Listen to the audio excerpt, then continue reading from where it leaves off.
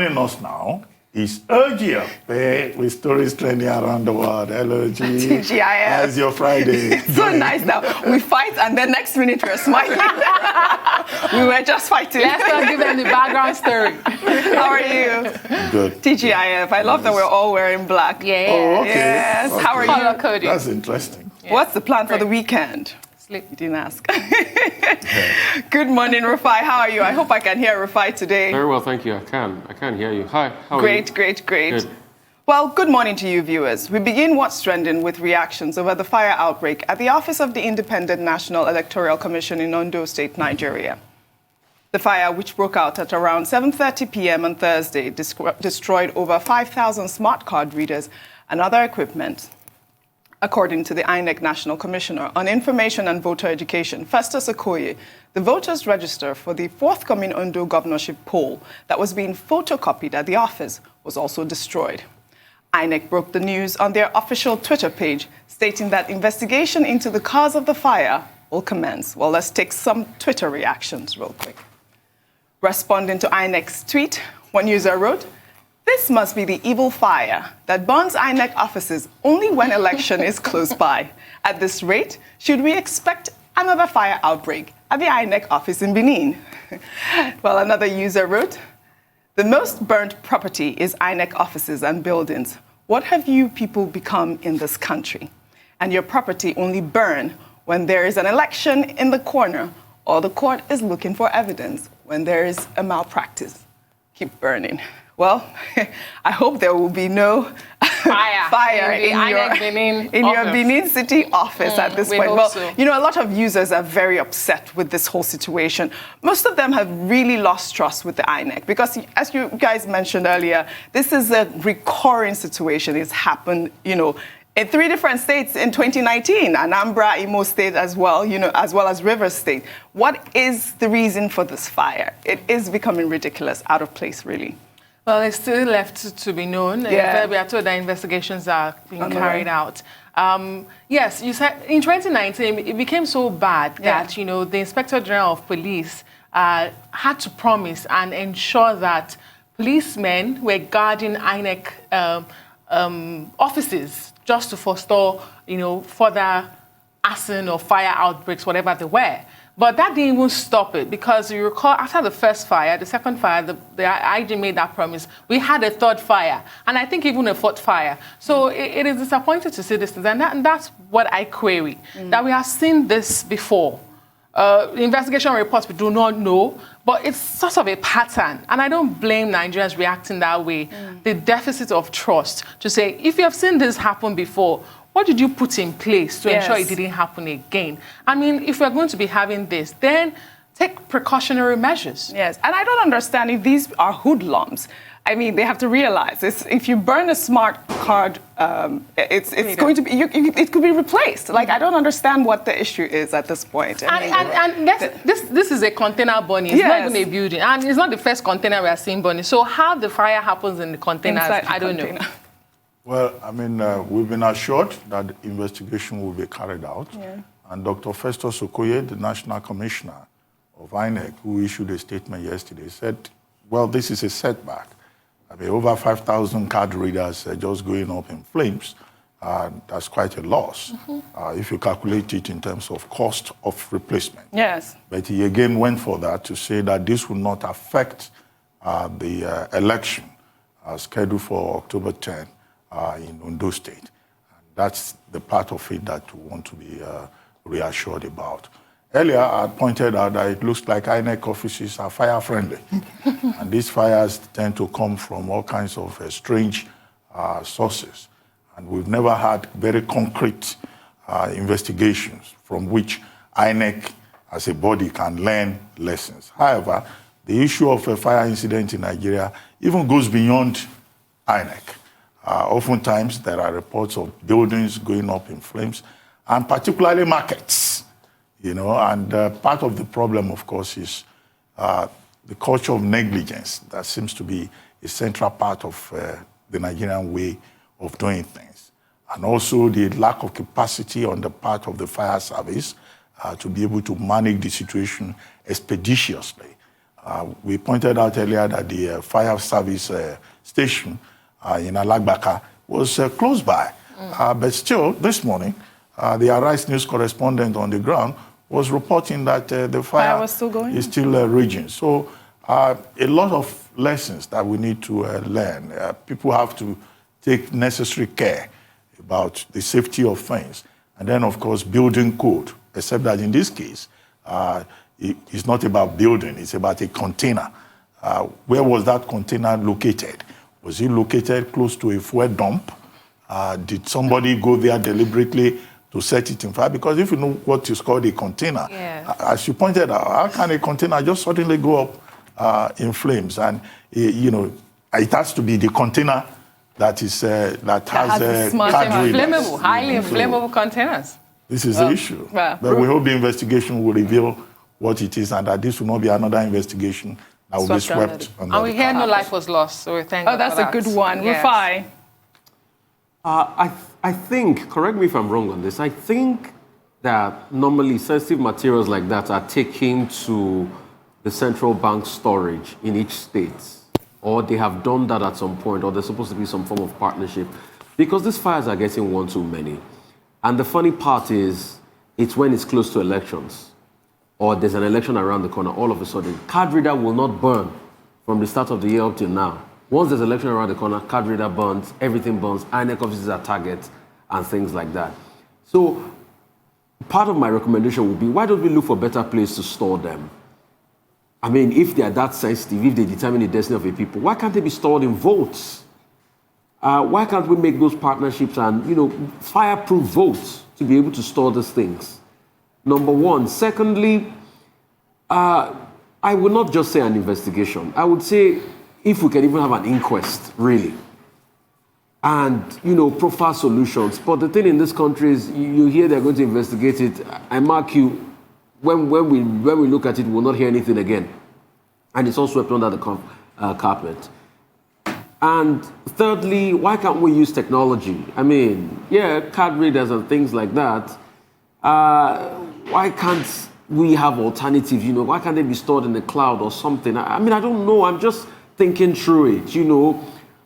I think it was in Somalia that when they had elections, they used iris scanner. So they had small devices that scanned people's irises to be able to detect them. So why are we still using fingerprints? It's not a foolproof system. I mean, technologically, there are things like iris scanners where you can scan the iris of the person to know the person. And if countries like Somaliland, I think Somaliland, yeah, it's not Somalia. Somalia is in the mayhem. Somaliland can use it in elections. I mean, I'm just thinking out of the box here because I don't just want it to happen over and over again because apparently it looks like we can't stop the fire. And like somebody said, maybe fire is going to happen in Benin. We pray not. But the rate at which we are going, or which we are going in this country, I wouldn't be surprised. Well, we'll take another story. In Edo State, the APC governorship candidate, Osage Ize-Iyamo, has continued his word-to-word campaign. He has promised to provide adequate security, electricity, and also empower women in the state. Well, during the campaign, the former party chairman, Oshiomhole, was optimistic that the APC would win because the current governor, Godwin Obaseki, has run down the state. Let's take a look. It's clear that Obaseki is gone. By the special grace of God and the power of PVC, he's gone. And we will bring a government that will listen to Edo people, that will start from where I stopped. As you can see, I'm sure you have been following us, we don't take the thing for granted, we don't speak for the people. We simply ask them, do you have light? They don't have. Since Oshiomhole left, did Obaseki build new school? No. Did he employ a new nurse? No. On the contrary, he closed the school of nursing at a time when Nigeria needs more nurses. You close the school of Ikiadolo College of Education at a time we need more teachers. And you have schools with 2.5 teachers are going to one traditional ruler. At the time we are looking for expansion of roads, you are closing the existing ones. Well, Adesu, I don't know if you've been to your hometown lately. To my hometown, but not Do you have electricity? I live in Lagos. I don't have electricity, so I don't know. So I don't know if we can blame the governor for. I mean, if there's those other things that he's talking about, closing down the hospitals, because I believe that was one of the issues that happened earlier when he had a hospital that was closed down by the governor. But the issue of electricity, I mean, how do you blame the governor for that? Because it is run by the Benin the discos, right? It's privately owned. I think everybody knows that power is an age-long issue in Nigeria. I don't think this is something that should detain us unnecessarily. Because it's campaign rhetoric. Yes, exactly. When people are campaigning, they will talk. So except we are in a position to fact-check what he was saying, we just take it as campain rhetoric. Yes. But that's not power. Any further comment. We don't have power. We don't have it's not just a State. Rufai, do you have a comment? I know you will. Move on to the next story. That's my comment. I don't want to put my mouth in politics. All right. Well, we'll head over to the U.S. this time. Well, following a summer of protest and sporadic violence in a number of U.S. cities, different groups of America's militias, as seen in a video now circulating on social media, collided in Louisville, Kentucky last week. Of the two groups, one identified as the Angry Viking and the other called the NFAC, were heavily armed and took over the city for several hours without the police or National Guard in sight. Let's take a look at this video from MyTV News before we come back for a discussion. It was a brazen show of strength with an unmistakable message that there are new sheriffs in town. Rioting and burning and looting is not going to answer that question. Angry Viking is a militia commander who told me he wants dialogue. And we're here just to protect the building. That's it. And we're here to do this. Meet and talk. You was gonna allow it to happen. We're all Americans here. We're all here for the same. We're all here actually against you. Is what we're here against. You're impeding me from moving my group that way right now. Are you not? No, yes, you are. I'm asking you what you're doing here on the streets of this city. Well, first off, you're not American. I'm not going to bring a knife to a gunfight, sir. And here's the danger. Americans are arming up. Nadia Ford, a grandmother, arrived here with multiple weapons to confront the white militia. We've tried peaceful for years upon years, and it has gotten us nowhere. They murder us for being peaceful. So only when we stand up do they maybe take us seriously. And that's what we're going to do. We're going to stand up against this hate in America. And this civil rights lawyer, heavily armed himself, said his aim was to run the militias out of town amid multiple threats to his life. They've said they're going to blow out the back of my brains and they'll find out where I live, et cetera, et cetera. So where is America that a lawyer has to walk the streets with body armor, a pistol, and a long arm? Thank you. Well, because I'm going to defend myself and I'm not going to be shot down in the streets. This is the NFAC militia. It is well organized and quasi-military. It also proves a militia does not have to be white and right-wing. Off the roof! Off the roof! As hundreds of their armed followers march through a residential suburb, I'll call in reinforcements. we glimpse their mysterious leader. Known as Grandmaster Jay, he is a charismatic but enigmatic figure. Move! Move! Move! Clear out! Fearing assassination, his bodyguards surround him at every moment. Jay's moving back, y'all. Jay's moving back. What is clear is that these militias have a new swagger. While the election campaign gathers pace, other forces are showing they will fill the security void after this long summer of protests and violence. I was blown away when I saw this video this morning, and I couldn't help but think, these Americans have emboldened themselves. I mean, what else can you do at this point when, you feel like you have to protect yourself from, protesters or whatever? The group was not just these two groups. There were several groups. There were just regular protesters, as you saw that the civil rights lawyer was there as well. And there was also the grandmother coming out. Now that group, the FA, the black group, the black militia group, I believe this is about the second time that they came out for this video. The first time was when Breonna Taylor, they came out to demand justice for Breonna Taylor. And that is why the group, the leader, the head of that group is really afraid of assassination, because they're talking about the fact that they are so heavily armed and it doesn't even look like a militia. It's like a cult at this point, you know. Grandmaster Jay, yes, the head of the Grandmaster Black Jay. group, indeed. He had come out at the time to put pressure on authorities on the investigation to Breonna Taylor's death. Yeah. They felt that not enough was said. Again, the root of all this is the racial injustice you're seeing in America, the role of the police. You find that white police officers keep killing black people. And then you find that leadership is rudderless. That's what this is. They are sort of filling a gap because they feel like the authorities have not done enough, and so they have to do what they think they should do. America is in crisis. Yes. Well, I don't know how much time we have. I think it may be necessary to put it in historical context. Yeah. There have always been militias in American history, dating to as far back as the 19th century. And the militias originally were supposed to be some kind of backup for the military. But eventually, in 1903, we had the Militia Act of the U.S., and that Militia Act led to the conversion of most of the militias into the National Guard, as we know it now. But by the 19th century, another kind of militias emerged. And these were persons who were talking about patriotism and their right to defend themselves and their right to prevent a slip into tyranny in the United States. So that developed, and over the years, we have had militias in virtually every part of America. Some are statewide, nationwide, some are localized. But what they were all united about was this idea that, look, they have the right to defend themselves. Yes. And you talked about them bearing arms. Now, that is covered under the Second Amendment of the U.S. Constitution, the right to bear arms. And you know, that has been very controversial, because if you give people the right to carry arms, then you can find the kind of excesses that we have been seeing. And they will say it's their constitutional right. However, between the 70s and now, all kinds of tensions have resulted in these militias engaging themselves. They all call themselves patriots. They all talk about their rights. But you see that they are not exactly the same. You have the constitutionalists, the people who say we are defending the Constitution.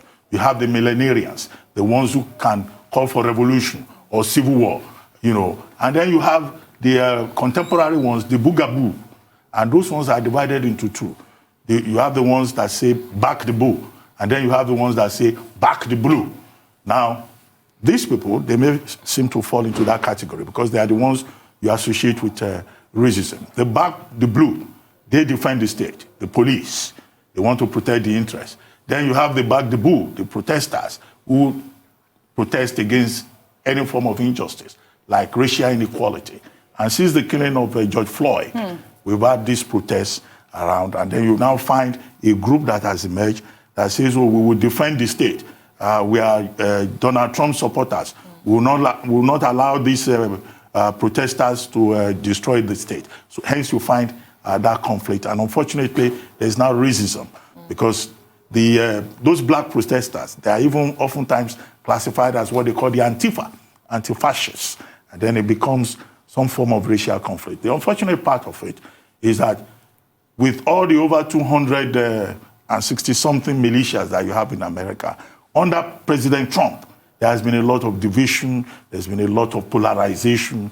But the key issues that some of those protesters talk about is, you know, government not overreaching itself, the need to address racial inequality, and the need also to check police brutality, which has been a major issue in the United States. Yes. Rufai, your take on this story. I mean, these people were out there for several hours without the police. It's such an unprecedented event that happened in Louisville, Kentucky. Audrey, welcome to America. This is America.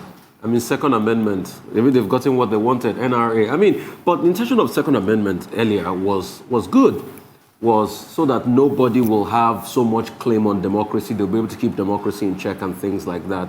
And America also has a log culture of hunting and the likes. But for me, I think where all of this problem started was after the Civil War. And I keep talking about the Reconstruction a lot. Since the Reconstruction moment was missed, since the fact that the blacks that fought in the Civil War, that Abraham Lincoln promised full integration into society, were not fully integrated, then the problem has started. Then led to the militias, like, you know, Dr. Bati talked about, And this is just in Wisconsin. There's even a bigger militia country, I can say, in places like Arizona and the likes. But this is quite very scary. And when you look at this, you are shocked. Because those people are carrying assault rifles. I'm seeing a lot of AR-14s there. They are carrying assault rifles. And increasingly, that has been the bone of contention, that people should not have rights to be able to carry assault rifle. Another great instance, and I remember, is the work John Brady, the former chief press official to President Reagan, did about the Brady Bill, because he was shot in the head when President Reagan was shot in, I think, 82 or 83. So he's done a lot of work to ensure that, okay, there should be classification and things like that, but you still see how brazen these people are. You still see the display. And it goes back to talk about the faction in America. And I will put all of this at the doorstep of President Trump. President Trump has been the most divisive president ever that I can think of in American history. You know, I can say his divisiveness is even worse than Jim Crow and some other laws put forward in the South. And this is the 1960s playing over again. In 1960s, where you saw riots on the streets of America, the KKK, Ku Klux Klan, the killing of Martin Luther King, the killing of Robert Kennedy in 68. This is it all over again. That's what is playing out in America. But you see, the thing Americans have in their hand is the power of the ballot during this election period to be able to take their country back. So it's a fight against divisiveness. It's a fight against taking their country back from somebody that stoked this, a rhetoric of divisiveness and the likes. President Trump has come out openly to blame the Antifas, the anti-fascist movement, many times for what's going on in Wisconsin and some other parts. They've even lied on the Antifas. But why are the Antifas so prominent this period? Because the fascists who are out there, the fascists who are coming out, they are getting out on the streets and they are killing people too. So there's a clash of ideas, clash of ideologies. But it goes back to the Civil War. What did Lincoln fight? Why did Lincoln decide to fight the southern states in America? For peace. They broke out. The only caveat here is that they broke out. It's not always that these militias are divided along racial lines. There are some militias that are in fact mixed. You will find whites there. You will find blacks there. Yeah, like we just since the George Floyd incident, you've had some kind of ideological mix among some of those groups. Yeah, that's what we've just seen. So it's not as if it's so sharply divided along racial lines. Well, still in the U.S., President Donald Trump admitted on Thursday that he knew weeks before the first confirmed U.S. coronavirus death that the virus was dangerous, airborne, highly contagious, and more deadly than even your strenuous flus. He claims he repeatedly played it down publicly because he didn't want people to be frightened or create panic. Well, when asked by a reporter from ABC News why he deliberately lied to the public, here's what he had to say. Why did you lie to the American people, and why should we trust what you have to say now? That's a terrible question, and the phraseology, I didn't lie. What I said is we have to be calm, we can't be panicked. I knew that the tapes these were a series of phone calls that we had, mostly phone calls.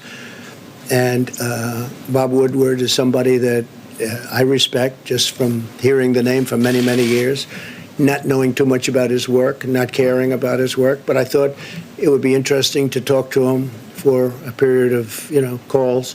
So we did that. I don't know if it's good or bad. I don't even know if the book is good or bad. But certainly if he thought that was a bad statement, he would have reported it because he thinks that, you don't want to have anybody that is going to suffer medically because of some fact. And he didn't report it because he didn't think it was bad. Nobody thought it was bad. Wait a minute. And your question, the way you phrase that is such a disgrace. It's a disgrace to ABC television network. It's a disgrace to your employer. And that's the answer. Unbelievable. President Donald Trump. I just love the way he pushed it back to Bob Woodward, saying that if he knew, he should have reported it, like almost incriminating him too in the whole episode, because obviously he's come out like, a complete liar. I mean, playing it down. What was the purpose of playing it down? So what's the difference between him and China at this point? Because basically that's what they did.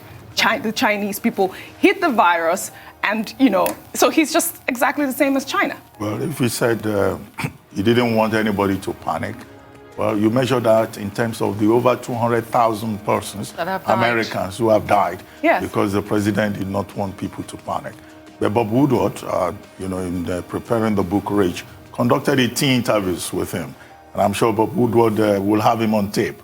So we probably have not seen the end of the story yet. Thank you very much, Eugene. Thank you, Dr. Abati.